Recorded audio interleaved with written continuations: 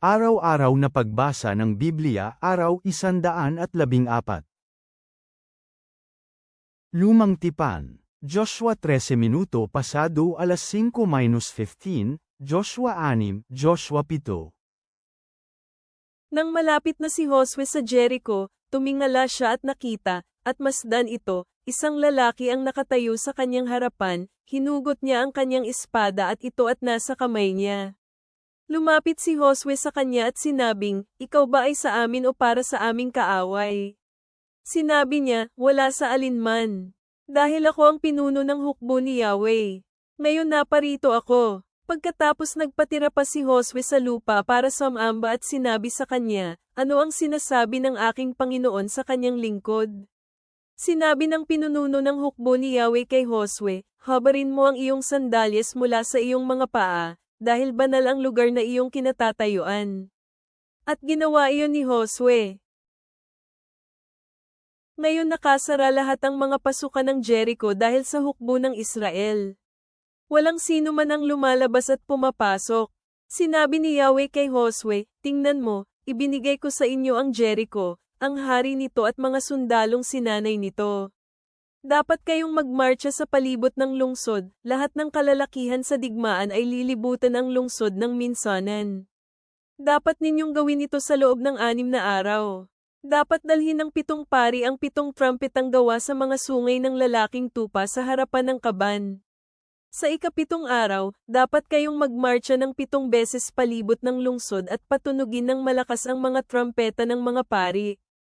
Dapat silang magpatunog ng isang mahabang tunog gamit ang sungay ng lalaking tupa at kapag marinig ninyo ang tunog ng trumpeta dapat sumigaw ng napakalakas ang lahat ng mga tao at guguho ang pader ng lungsod. Dapat lumusab ang mga sundalo, bawat isa ng diretso lang." Pagkatapos tinawag ni Josue na anak na lalaki ni Nun, ang mga pari at sinabi sa kanila, "Buhatin ninyo ang kaba ng tipan, at hayaang dalhin ng 7 pari ang 7 trumpetang gawa sa mga sungay ng lalaking tupas sa harapan ng kaba ni Yahweh." At sinabi niya sa mga tao, "Lumakad kayo at magmarcha sa palibot ng lungsdo at ang mga armadong kalalakihan ay mauuna sa kaba ni Yahweh." Tulad ng sinabi ni Josue sa bayan, dinala ng 7 pari ang 7 trumpetang gawa sa mga sungay ng lalaking tupa sa harapan ni Yahweh. Habang nauuna sila, pinatunog nila ng malakas ang mga trumpeta. Sumunod sa kanila ang kaba ng tipan ni Yahweh. Lumakad ang mga armadong kalalakihan sa harapan ng mga pari, at gumawa sila ng isang malakas na tunog sa kanilang mga trumpeta, pero pagkatapos ang hulihang bantay ay sumusunod sa likod ng kaban, at tuloy-tuloy na hinaypan ng mga pari ang kanilang mga trumpeta. Pero inutos ni Josue sa bayan, sinabing, "Huwag kayong sumigaw. Dapat walang tunog ang lalabas sa inyong mga bibig hanggang sa araw na sabihin kong sumigaw kayo. Sa pagkakataong iyon lamang kayo dapat sumigaw." Kaya idinulot niya na ang kaba ni Yahweh ay ilibat ng minsan sa lungsod sa araw na iyon. Pagkatapos pumasok sila sa kanilang mga kampo at nanatili sila sa kanilang kampo sa gabing iyon. Kaya gumising ng maaga si Josue at binuhat ng mga pari ang kaba ni Yahweh. Ang 7 paring may dala ng 7 trumpetang gawa sa mga sungay ng lalaking tupa sa harapan ng kaba ni Yahweh at matatag na naglalakad, hinaypan nilang malakas ang mga trumpeta. Naglalakad sa kanilang harapan ang mga armadong sundalo. Pero nang ang hulihang bantay ay naglakad sa likod ng kaba ni Yahweh, saka hinipang malakas ng tuloy-tuloy ang mga trumpeta. Nagmarcha sila sa palibot ng lungsod ng minsan sa pangalawang araw at bumalik sa kampo. Ginawa nila ito sa loob ng 6 na araw. Maaga silang gumising ng magbubukang liwayway ng ika-7 araw at nagmarcha sila palibot ng lungsod ayon sa nakasanayan nila, sa pagkakataong ito 7 ulit. Sa araw na ito sila nagmarcha palibot ng lungsod ng 7 ulit. Ito ay nasa ika-7 araw ng pinatunog ng malakas ng mga pari ang mga trumpeta, at iniutos ni Josue sa mga tao, "Sumigaw. Dahil ibinigay sa inyo ni Yahweh ang lungsod. Inilaan ni Yahweh para wasakin ang lungsod at ang lahat ng nasa loob nito. Tanging si Rahab ang beerang babae ang mabubuhay, siya at lahat ng kanyang sambahayan, dahil itinago niya ang mga lalaking ipinadala natin. Pero para sa inyo, mag-ingat kayo tungkol sa mga bagay na itinakda para wasakin, kaya pagkatapos ninyo silang tandaan para wasakin huwag ninyong kunin ang kahit ano sa mga iyon. Kung gagawin ninyo ito, gagawin ninyong isang bagay na dapat wasakin ang kampo ng Israel at magdadala kayo ng kaguluhan dito. Lahat ng pilak, ginto, at mga bagay na gawa sa tanso at bakal ay nakalaan kay Yahweh.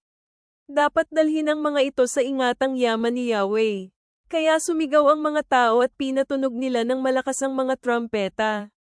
Nangyari ito nang narinig ng mga tao ang tunog ng trumpeta, sumigaw sila ng napakalakas na sigaw at gumuho ang pader kaya umakyat ang mga tao sa lungsod, sumugod ang bawat isa. At nabihag nila ang lungsod. Winasak nila ng ganap ang lahat ng nasa lungsod gamit ang talam ng espada, lalaki at babae, bata at matanda, lalaking baka, tupa at mga asno. Pagkatapos sinabi ni Josue sa dalawang lalaking nagmanman sa lupain, puntahan ang bahay ng beerang babae. Dalhin palabas ang babae at lahat ng kasama niya, ayon sa inyong sumpa sa kanya. Kaya ang kabataang lalaki na nagmanman ay pumasok at inilabas si Rahab. Nilabas nila ang kanyang ama, ina, mga kapatid at lahat ng kamag-anak na kasama niya. Dinala nila sila sa isang lugar sa labas ng kampo ng Israel. At sinunog nila ang lungsod at lahat ng naririto. Tanging pilak, ginto at mga sisidlang tanso at bakal ang inilagay sa ingatang yaman ng bahay ni Yahweh. Pero pinahintulutan ni Josue si Rahab ang beerang babae, ang sambahayan ng kanyang ama, at lahat ng kasama niya na mabuhay. Nanirahan siya sa Israel hanggang sa araw na ito, dahil itinago niya ang mga lalaking ipinadala ni Josue para magmanman sa Jericho. Pagkatapos sa pagkakataong iyon inutusan sila ni Josue kasama ng isang panunumpa at sinabi niya, sampay ng tao sa paningin ni Yahweh na magtatayong muli ng lungsod na ito, ang Jericho. Sa ikapapahamak ng kanyang panganay na anak na lalaki, ay lalatag niya ang pundasyon at sa ikapapahamak ng kanyang bunsong anak na lalaki, itatayo niya ang mga tarangkahan nito. Kaya kasama ni Josue si Yahweh at kumalat ang kanyang katanyagan sa buong lupain. Pero kumilos ng hindi tapat ang bayan ng Israel tungkol sa mga bagay na inilaan para sa pagkawasak. Si Akan na anak na lalaki ni Carmi na anak na lalaki ni Zimri na anak na lalaki ni Zira, mula sa lipi ni Juda, ay kumuha ng ilang bagay na inilaan para sa pagkawasak, at sumiklab ang galit ni Yahweh laban sa bayan ng Israel. Nagpadala ng mga kalalakihan si Josue mula sa Jericho sa Ai, malapit sa Beth-aven, silangan ng Bethel. Sinabi niya sa kanila, umakyat kayo at manmanan ng lupain. Kaya lumakad ang mga kalalakihan at minanman ang Ai. Nang bumalik sila kay Josue, sinabi nila sa kanya, huwag mong ipadala ang lahat ng tao sa Ai. Magpadala ka lamang ng 2,000 o 3,000 kalalakihan para pumunta at lusubin ang Ai. Huwag mong ipadala ang lahat ng tao sa labanan, dahil kakaunti lamang sila sa bilang. Kaya mahigit 3,000 kalalakihan lamang ang pumunta mula sa hukbo, pero tumakas ang mga ito mula sa mga kalalakihan ng Ai. Nakapatay ng mahigit 36 na kalalakihan ang mga kalalakihan ng Ai habang tinugis nila sila mula sa tarangkahan ng lungsod hanggang sa tibag ang bato, at pinatay nila sila habang bumababa sila sa isang burol. At natakot ang mga puso ng mga tao at iniwan sila ng kanilang tapang. Pagkatapos pinunit ni Josue ang kanyang mga kasuutan. Siya at mga nakatatanda ng Israel ay naglagay ng alikabok sa kanilang ulo at iniyuko ang mukha sa lupa sa harapan ng kaba ni Yahweh, na natili sila roon hanggang gabi. Pagkatapos sinabi ni Josue, Panginoong Yahweh, bakit mo dinala ang bayang ito sa kabila ng Jordan? Para ibigay kami sa mga kamay ng mga amo-aryo para lipulin kami? Kung gagawa lamang kami ng magkakaibang desisyon at manatili sa ibayong dako ng Jordan. Panginoon, ano ang maaari kong sabihin, pagkatapos tumakas ang mga Israel sa harapan ng kanilang mga kaaway? Dahil ang mga Kananeo at lahat ng mga naninirahan sa lupain ay narinig ito. Nakapalibot sila sa amin at ginawang makalimutan ng bayan sa mundo ang aming pangalan. At kaya anong gagawin mo para sa iyong dakilang pangalan? Sinabi ni Yahweh kay Josue, bumangon ka. Bakit ka nakadapa dyan? Nagkasala ang Israel. Nilabag nila ang aking tipan na aking iniutos sa kanila. Ninakaw nila ang ilan sa mga bagay na inilaan. Ninakaw nila at pagkatapos itinago rin nila ang kanilang kasalanan sa pamamagitan ng paglalagay kung ano ang kanilang kinuha sa kanilang sariling mga pag-aari. Bilang bunga, hindi nakatayo ang bayan ng Israel sa harap ng kanilang mga kaaway.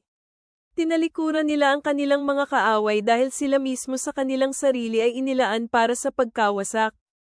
Hindi na ako sasama sa inyo kahit kailan maliban kung wawasakin ninyo ang mga bagay na dapat wasakin, pero nasa inyo pa rin.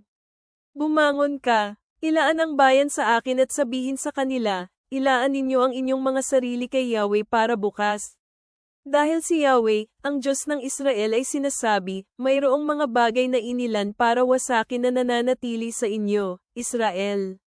Hindi kayo makakatayo laban sa inyong mga kaaway hanggang tanggalin ninyo mula sa inyo ang lahat ng bagay na ibinukod para wasakin. Sa umaga, dapat ninyong ipakita ang inyong sarili sa pamamagitan ng inyong mga lipi. Ang lipi na pinili ni Yahweh ay manggagaling malapit sa kanilang mga angkan. Dapat lumapit ang angkan na pinili ni Yahweh sa bawat sambahayan. Dapat lumapit ang sambahayan na pinili ni Yahweh. Mangyayari ito na ang isang taong nahuli at kung sino ang may mga bagay na ibinukod para sa pagkawasak, susunugin siya at lahat ng mayroon siya, dahil winasak niya ang tipan ni Yahweh at dahil nakagawa siya ng isang kaiyahiyang bagay sa Israel. Kaya, bumangon ng maaga kinaumagahan si Josue at inilapit ang Israel, lipi sa lipi, at ang lipi ni Juda ang napili. Inilapit niya ang mga angka ni Juda, at ang angka ng Zerahita ang napili. Inilapit niya ang angka ng mga Zerahita tao sa tao, at si Zabdi ang napili. Inilapit niya ang kanyang sambahayan, tao sa tao, at si Eka na anak na lalaki ni Carmi na anak na lalaki ni Zabdi na anak na lalaki ni Zera, ang napili mula sa lipi ni Juda. Pagkatapos sinabi ni Josue kay Achan, aking anak, sabihin mo ang katotohanan sa harap ni Yahweh, ang Diyos ng Israel, at ibigay mo ang iyong pagtatapat sa Kanya. Pakiusap sabihin mo sa akin kung ano ang iyong nagawa. Huwag mo itong itago sa akin. Sumagot si Achan kay Josue, tunay nga, nagkasala ako laban kay Yahweh, ang Diyos ng Israel. Ganito ang aking ginawa. Nang nakita ko sa mga manloloob ang isang magandang balabal mula sa Babylon, 200 sekel ng pilak, at isang bar ng ginto na nagtitimbang ng 50 sekel, aking ninais at kinuha ko ang mga ito. Nakatago sila sa ilalim ng lupa sa gitna ng aking tolda, at ang pilak ay nasa ilalim nito. Nagpadala si Josue ng mga mensahero, na siyang pumunta sa tolda at naroon ang mga bagay. Nang tiningnan nila, natagpuan nila ang mga ito na nakatago sa kanyang sariling tolda, at ang mga pilak na nasa ilalim ng mga ito. Kinuha nila ang mga bagay mula sa gitna ng tolda at dinala nila ang mga ito kay Josue at sa lahat ng bayan ng Israel. Ibinuhos nila ang mga ito sa harapan ni Yahweh. Pagkatapos kinuha ni Josue, at buong Israel na kasama niya, si Achan na anak na lalaki ni Zera, at ang pilak, ang balabal, ang bar ng ginto, kanyang mga anak na lalaki at babae, kanyang mga baka, kanyang mga asno, kanyang tupa, kanyang tolda, at lahat ng mayroon siya, at dinala nila sila sa lambak ng Acre. Pagkatapos sinabi ni Josue, bakit mo kami ginulo? Guguluhin ka ni Yahweh sa araw na ito. Binato siya ng buong Israel. At sinunog nila silang lahat, at binato nila sila. Naglagay sila sa kanyang ibabaw ng isang malaking bante ng mga bato na narito hanggang sa araw na ito. Pinawi ni Yahweh ang kanyang lumalagablab na galit. Kaya ang pangalan ng lugar ay ang lambak ng Acre hanggang sa ngayong araw na ito. Bagong tipan, Luke 22:39-62. Pagkatapos ng hapunan, pumunta si Jesus sa bundok ng mga olibo gaya ng madalas niyang ginagawa, at sumunod ang mga alagad sa kanya. Nang dumating sila, sinabi niya sa kanila, ipanalangin ninyo na hindi kayo matukso. Lumayo siya sa kanila sa di kalayuan, at lumuhad siya at nanalangin, sinasabi, Ama, kung nais mo, alisin mo sa akin ang tasang ito. Gayunman, hindi ang kalooban ko, kundi ang kalooban mo ang mangyari. Pagkatapos, isang anghel mula sa langit ang nagpakita sa kanya, pinapalakas siya. Sa matinding paghihirap, nanalangin siya ng lalong taimtim, at ang kanyang pawis ay naging tulad ng malalaking tulo ng dugo na nahuhulog sa lupa. Nang tumayo siya mula sa kanyang pananalangin, pumunta siya sa kanyang mga alagad, at nakita niyang natutulog ang mga ito dahil sa kanilang pagdadalamhati. At tinanong sila, bakit kayo natutulog? Bumangon kayo at manalangin, nang hindi kayo pumasok sa tukso. Habang siya ay nagsasalita, masdan ito, dumating ang maraming tao, kasama si Judas na isa sa 12 na pinangungunahan sila. Lumapit siya kay Jesus upang siya ay halikan, ngunit sinabi ni Jesus sa kanya, Judas, ipinagkakanulo mo ba ang anak ng tao sa pamamagitan ng isang halik? Nang makita ng mga nakapalibot kay Jesus ang nangyayari, sinabi nila, Panginoon, lulusab na ba kami gamit ang taybak? At isa sa kanila ang lumusab sa lingkod ng pinakapunong pari, at tinaga ang kanyang kanang tainga. Sinabi ni Jesus, tigilan na ninyo ito. At hinawakan ni Jesus ang kanyang tainga at pinagaling siya. Sinabi ni Jesus sa mga punong pari, sa mga kapitan ng templo, at sa mga nakatatanda na dumating laban sa kanya. Nagpunta kayo na tila laban sa isang magnanakaw, na may dalang mga espada at mga pamalo. Nang kasama ko kayo araw-araw sa templo, hindi ninyo ako dinakip. Ngunit ito ang inyong oras, at ang kapangyarihan ng kadiliman. Dinakip siya, itinaboy siya palayo, at dinala sa bahay ng pinakapunong pari. Ngunit sumunod si Pedro sa di kalayuan. Pagkatapos nilang magpaninggas ng apoy sa gitna ng patio at sama-samang umupo si Pedro sa kanilang kalagitnaan. Nakita siya ng isang utusang babae habang nakaupo sa naiilawan ng apoy, at tinitigan siya nito at sinabi, kasama rin siya ng taong iyon. Ngunit ikinela ito ni Pedro, at sinabi, babae, hindi ko siya kilala. Pagkaraan ng ilang sandali, nakita uli siya ng iba pang tao, at sinabi, isa ka rin sa kanila. Ngunit sinabi ni Pedro, lalaki, hindi. Pagkatapos ng isang oras iginiit ng isa pang lalaki at sinabi, totoo na ang lalaking ito ay kasama niya, sapagkat siya ay taga Galilea. Ngunit sinabi ni Pedro, lalaki, hindi ko alam ang sinasabi mo. At agad-agad, habang nagsasalita pa siya, tumilaw ang tandang. Lumingon ang Panginoon at tumingin kay Pedro. At naalala ni Pedro ang salita ng Panginoon, nang sabihin niya sa kanya, bago tumilaw kang tandang sa araw na ito, 3 ulit mo akong ikakaila. Siya ay lumabas, tumangis si Pedro ng labis. Mga awit, Psalm 50:16-23. Pero sa mga makasalanan sinasabi ng Diyos, ano ang kinalaman mo sa pagpapahayag ng aking mga kautusan, at sinasambit mo ang aking tipan, gayong ang aking tagubilin ay inyong kinamumuhian at ang aking mga salita ay inyong itinatapon? Kapag nakakakita kayo ng isang magnanakaw, sumasang-ayon kayo sa kanya, nakikisali kayo sa mga nangangalo niya. Nagsasabi kayo ng kasamaan, at naghahayag ang inyong dila ng kasinungalingan. Umuupo kayo at nagsasalita laban sa inyong kapatid, ang anak ng sarili ninyong ina ay inyong sinisira ang puri. Ginawa ninyo ang mga bagay na ito, pero nanatili akong tahimik, kaya inisip ninyo na isa lamang akong katulad ninyo. Pero susumbatan ko kayo at ipapakita ko ang lahat ng mga bagay na inyong ginawa. Ngayon isaalang-alang nyo ito, kayong nakakalimot sa Diyos, dahil kung hindi ay dudurugin ko kayo at walang sino mang darating para tulungan kayo, sino mang naghahandog ng alay ng pasasalamat ay nagpupuri sa akin, at sa sino mang nagpaplano ng kanyang landas sa tamang paraan, ipakikita ko sa kanya ang pagliligtas ng Diyos.